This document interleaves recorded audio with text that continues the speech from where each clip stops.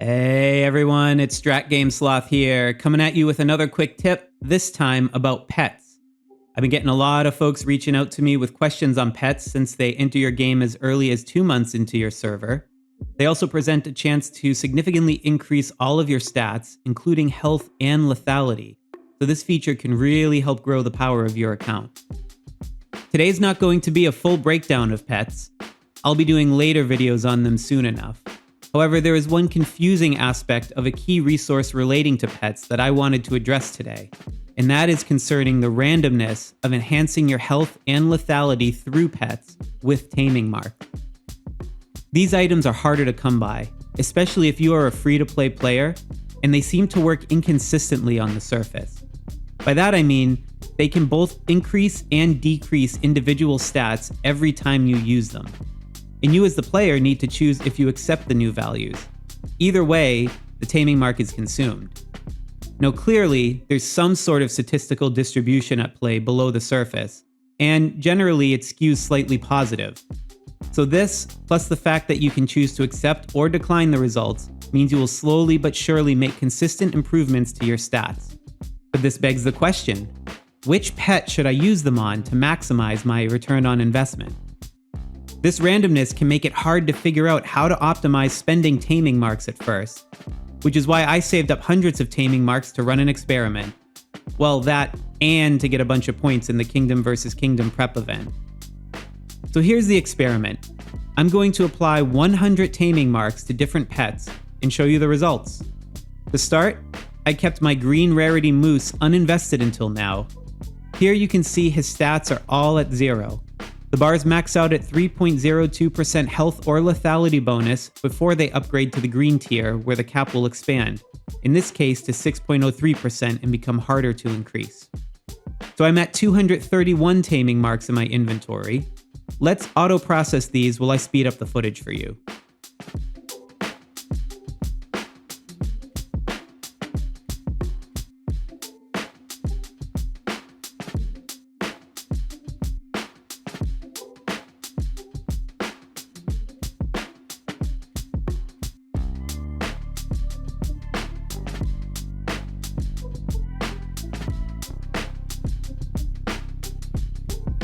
And we're going to do these last couple ones manually so I don't accidentally blow by it. Okay, we're at 131 marks left, which means we use 100 marks. You can see the statistical variance in action a bit here. Some bars have already started progressing well into the green tier, while cavalry health is still as low as 2.45%. So if I sum them all together, I get a net stat increase of 18.46%. Yes, I know these stats are not equivalently valued in terms of account impact. I mean, if I had to pick one stat I would have wanted to trail behind the others, I would have gone with cavalry health. However, for the purpose of this experiment, it doesn't actually change the answer. Okay, now let's jump over to my farm account where I have the wolf unupgraded. Here I have 122 marks, so I will again run them down by 100 until I have 22 left. As the first pet, it has a lower gray rarity, and its stats on the first gray tier of bars only go up to 1.01% before becoming green, which maxes at 2.01%. So let's see how this impacts the stat progression when we use 100 marks.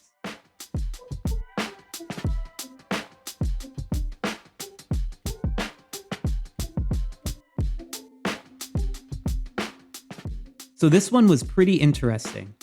With just 15 marks in, all 6 of the stats had reached green tier, meaning 15 marks netted me about a 6% increase in stats. Compare this to the moose at 15 marks in. Most of the stats were in the 0.3 to 0.4 range, with the only exceptions being cavalry lethality at 0.6% and archer lethality at 0.88%, which is an awesome distribution, by the way. So here we have the wolf performing about twice as well as the moose at this point. Then things proceeded to slow way down.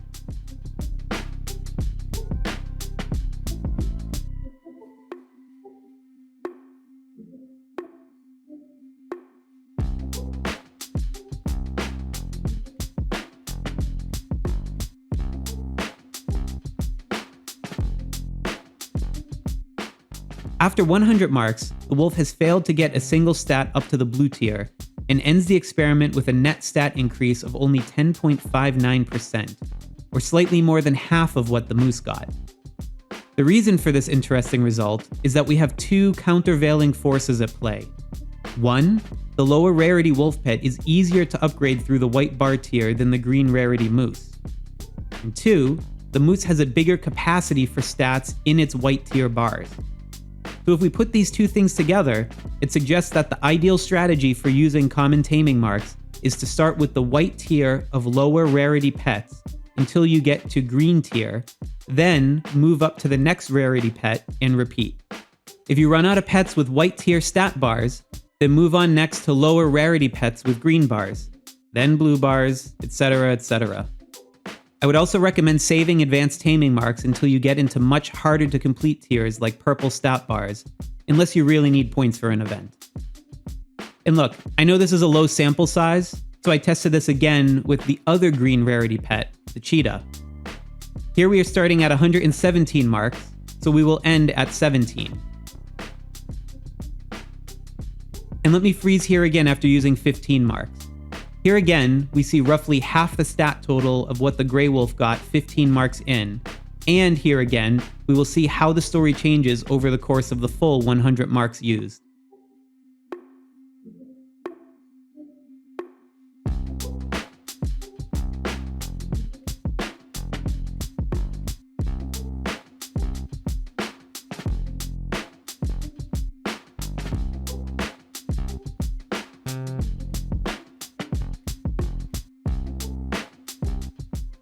So here we are now, after 100 marks, and the cheetah has a net stat increase of 17.29%.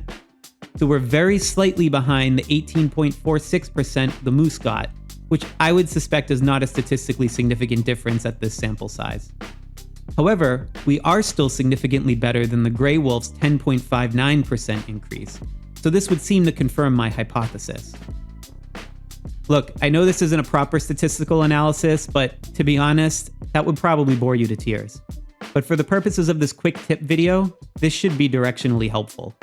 And hey, if you want more quick tips, tricks, or hacks, well, I've got plenty of them. Be sure to check out the full playlist linked below in the description. Let me know in the comments if this fun little experiment has been insightful for you. Thanks again for your time, and happy gaming out there.